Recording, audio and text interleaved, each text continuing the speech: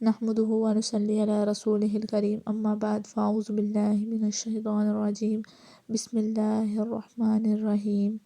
السلام علیکم ورحمۃ اللہ وبرکاتہ۔ ہماری آج کی دعا ہے لباس پہنتے وقت کی دعا۔ الحمدللہ الذی کسانی ھذا ورزقانی من غیر حول من ولا قوۃ۔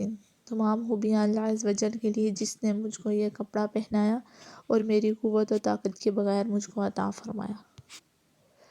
دوسری دعا ہے عیادت کرتے وقت کی دعا۔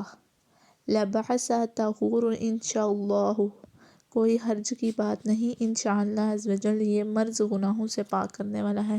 پھر سے ریپیٹ کرتی ہوں، لباس پہنتے وقت کی دعا۔ الحمدللہ الذی کسانی ھذا ورزقانی من غیر حول منی ولا قوۃ۔ ترجمہ، تمام خوبیاں اللہ عز و جل کے لیے جس نے مجھ کو یہ کپڑا پہنایا اور میری قوت و طاقت کے بغیر مجھ کو عطا فرمایا۔